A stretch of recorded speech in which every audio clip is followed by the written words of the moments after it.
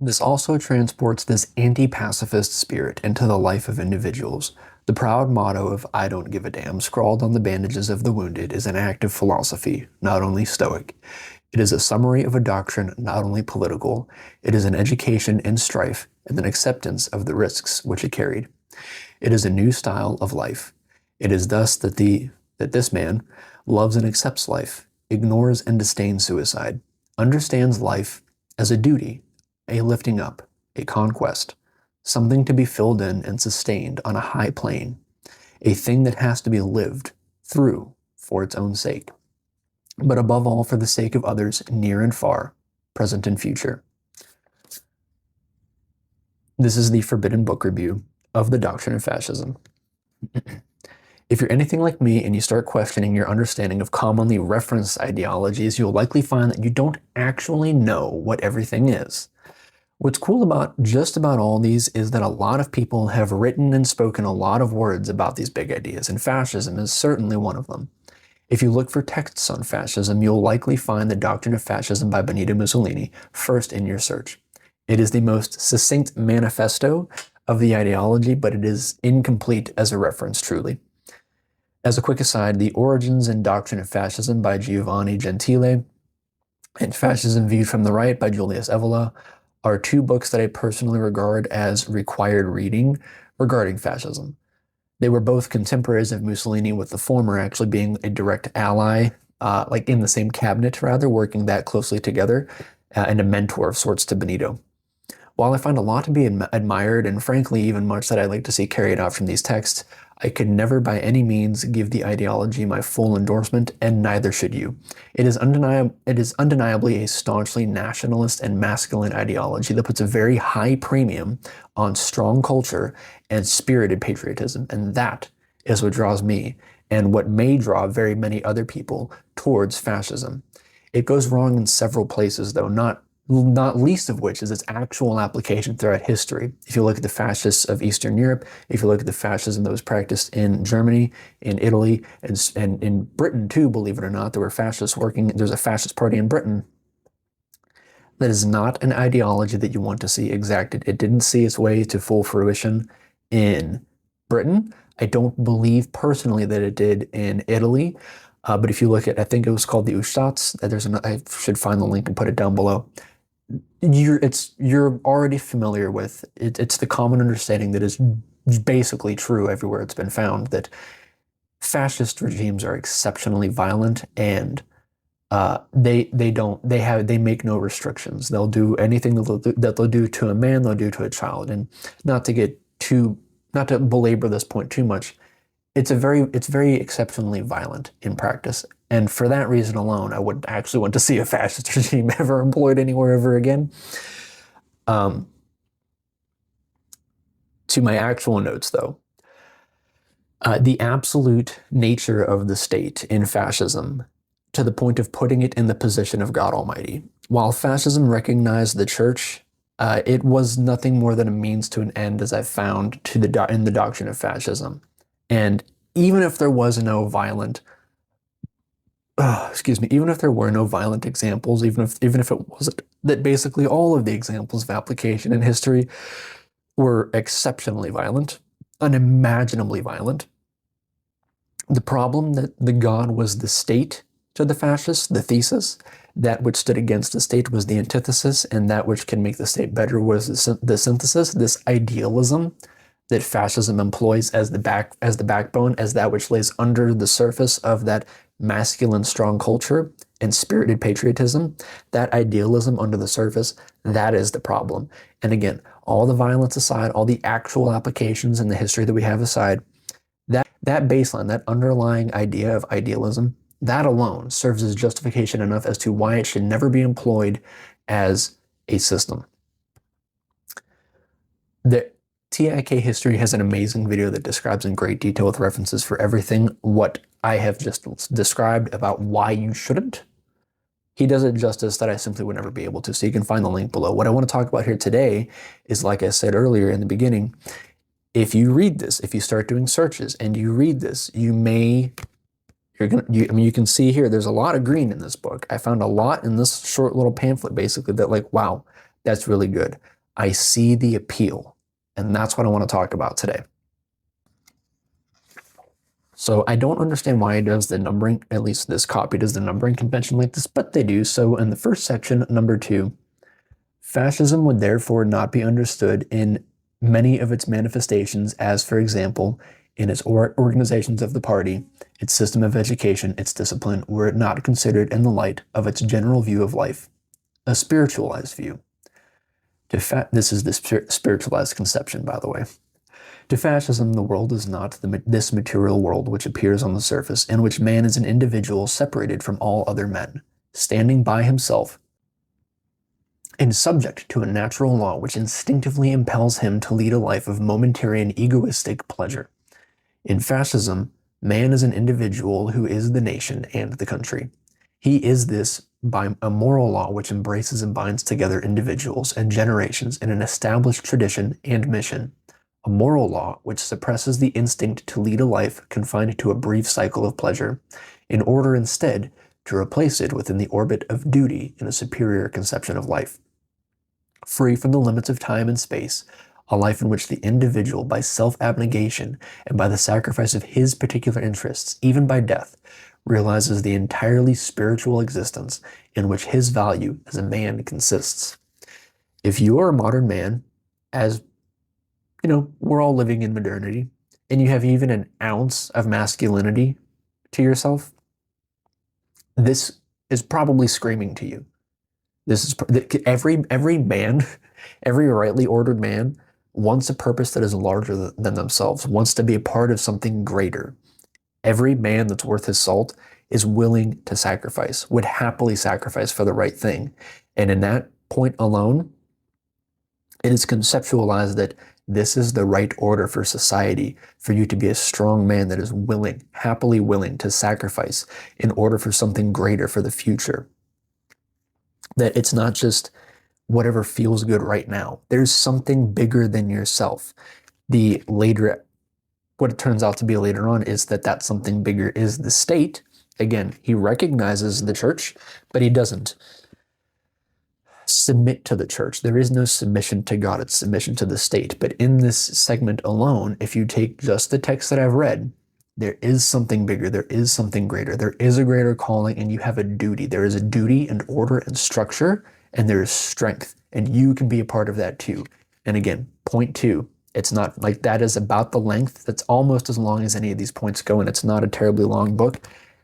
That second point alone, incredibly appealing. Like I said, it is screaming to men who have no guidance. If there is a man that is looking for purpose, you can easily find it there.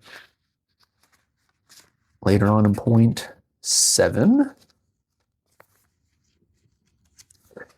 liberalism denied the state in the interests of the particular individual. Fascism reaffirms the state as the only true expression of the individual. What this comes down to is national identity. That's what I found this as, that liberalism has become synonymous with licentiousness, for you to do whatever you want, whatever feels good, in our modern interpretation, as long as I don't think it's hurting somebody else.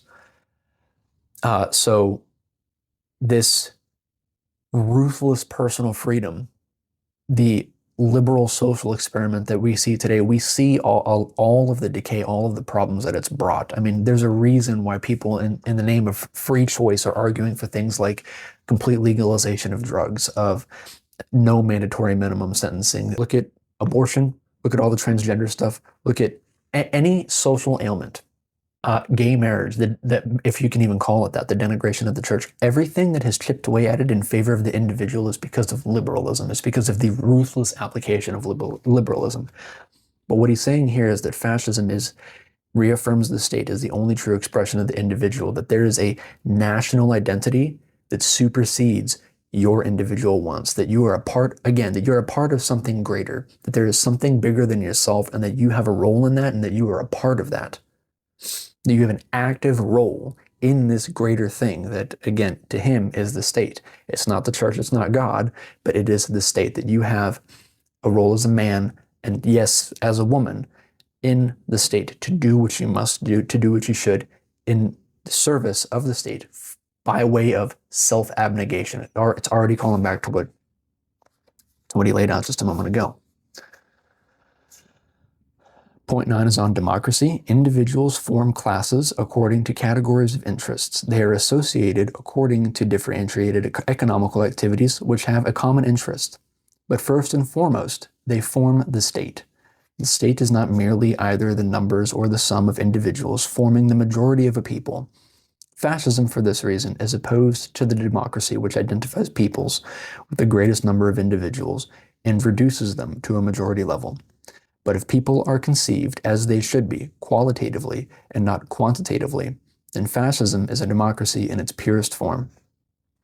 The qualitative conception is the most coherent and truest form, and is therefore the most moral, because it sees a people realized in the consciousness and will of the few, or even of one only, an ideal which moves all to its realization in the consciousness and will of all.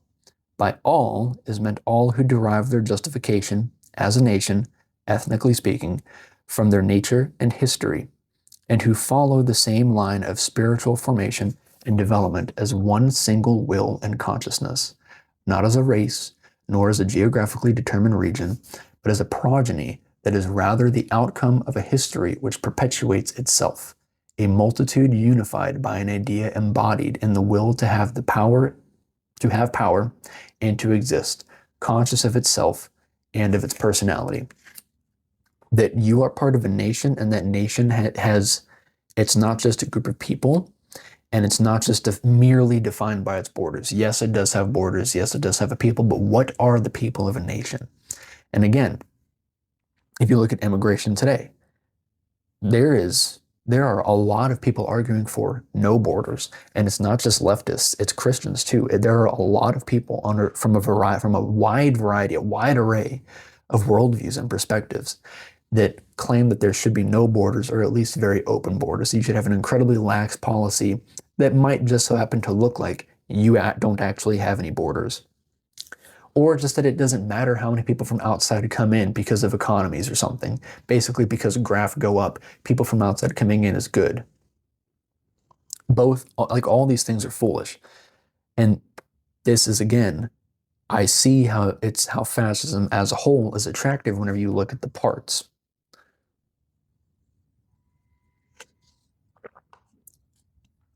Because again, a nation is defined not just by its people, but by its nature, by its history, by the present that you're living in together. And you have a shared history, you're living in the same present for the purpose of a shared future. It is the conceptualization of a closed group that have these things in common, that have the nation in common, your current identity that comes from your shared past for the purpose of bettering your shared future. It's the idea of actually coming together, not just so the graph go up or so that you can feel like you're being nice, but you're supposed to be a strong people. Men are supposed to be strong men that come together and do good, courageous things, that engage in sport, that take risks, that push for innovation, that do these things, that make strong societies, because you come from a good, noble thing that is right, that should be upheld, that should not be erased. And you are doing all of this in the present for a shared future, because you have a duty to the people that are coming before you. And that duty, that order, that structure that is just hammered on in fascism is a good thing. Fascism in and of itself, as a whole, obviously not good. Go back to the first 5 minutes of this video. But again, I clearly see how this is an ideology that just screams to young men that you're looking for purpose, you'll find it here, because you will find it there. You actually can find it there. Again, strength, order, discipline, sacrifice, all these things that make up strong men that want to be strong men. Not, strong men over nations or anything, but just a man that is strong. It's telling you that you can do that there. And again, that's part of the appeal of it. On that, moving on to the second part. That was the segment the fourth note here is the segment that I read initially. That the fascist loves and accepts life and ignores and disdains suicide. understands life as a duty, a lifting up, and a conquest, something to be filled in and sustained on a high plane that has to be lived through for its own sake, but above all for the sake of others near and far, present and future. Yet again, claiming that you have something right now to do, and if that means giving up your life, you disdain suicide. You love life, but you understand you have a duty to those coming before you. Yet again, it's this whole thing of order, sacrifice, all these things that make up strong men that we are lacking so sorely today. I see how, not that I think that there are, roving bands of fascists all around. I'm not actually a fascist, as I mentioned initially. And most people today aren't fascists, and almost everybody that is labeled a fascist today is absolutely not a fascist. The book whenever I reviewed the Communist Manifesto, I implore you to read as an aside for both of these ideologies and just in general. I guess as an aside here, Rules for Radicals, because when they call you a fascist, their action is their action is the reaction they're going for, basically. So they call you a fascist for a variety of reasons, but none of which are because you're actually a fascist. I would basically guarantee that. But anyway, in that, it's the squadrista motto of "Me ne frego," of "I don't give a damn," of like, yeah, I'm getting hurt, this is tearing me up, it might even kill me, but I don't care. There's something big, that back to the point, obviously. There's something bigger than me that I'm a part of, that I need to do this. I must do this because I'm a man. There are people back home that are waiting for me, that need me to do this thing, and there are the generations yet to come that I am working for, and that I am fighting and dying for, and like that. It's, again, screaming to young men who are looking for purpose. Now, all that said, as much as I'm kind of highlighting the draws and appeal of the doctrine, of this manifesto, if you want to call it that, it's not that I've found only good things in here, obviously. So I'll go to one of the little orange tabs that I have that is like, hey man, this is only a bad idea. The fascist state organizes the nation but leaves a sufficient margin afterward to the individual. It has limited the useless or harmful liberties and has preserved the essential ones. Okay, I would like to remove licentiousness from my culture and from my nation.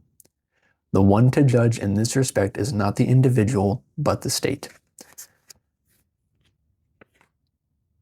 If you're conceiving the state as the nation and the nation as the people, then I guess you could put it to some that you could kind of make it logical that there's a national vote. But let's be real, when he's talking about the state, yes, he's arguing for a strong nation here of strong men. And that was seen throughout the actual culture of fascist Italy. When he means state, he does still in fact mean what everybody else has meant throughout all of history. The state is the government. So the government telling you what is allowable insofar as your individual liberties. It is not that you should have the liberty to go and murder and stuff like that. Obviously, there are still crimes. But that the government will let you know whenever you're doing something that's wrong. I mean, we have the idea of fascism of you saying the wrong thing and then the brown shirts or the black shirts coming to your door like, hey, you said this naughty post on Twitter. Like, yep, that's directly a fascistic control of speech and of thought. So don't be mistaken that like, oh yeah, well the state is, if you do read this and you do get to that part, like, yeah, the state is the nation and the nation is the people, but it's still the government. And that's what he's arguing for there, that the one to judge in the respect of what the sufficient margin of liberty is to the individual after the state makes its concession or makes its it takes what it wants, is not the individual but the state. If the state says something, that is what goes. You have no recourse. It removes any and all recourse of grievances and redress of grievances from the individual. But I hope that you have gathered that this is not an actual endorsement of fascism, but this is more of some of the things of what I've found to be what makes fascism appealing. That if you were to look as I have and read as I have, that you might see how people would find this very appealing, because it does sound very appealing. But whenever you look beneath the surface, and again, links below for people who could better explain what lies beneath the surface than I ever could hope to, it is not something that should ever be employed. Yes, certainly because of the basically exclusively, exceptionally, unfathomably violent applications we've seen throughout history, but also because of that underlying idea of idealism that is truly injurious, I believe is the pronunciation, to the soul. It removes God completely. It is an overtly, it's ridiculous. Um, I hope this was helpful. I hope you've learned something. If you agree with me, let me know below. If you don't, let me know that too. I am here for discussions, and I'm here to learn myself, but I'm also here to help you learn. That's what I want to do here. So if you like this, again, do the things. If you didn't, do those things too. Algorithm stuff helps, but again, what I really hope for here is that you learned something. Thank you very much, and I hope I will see you in the next one.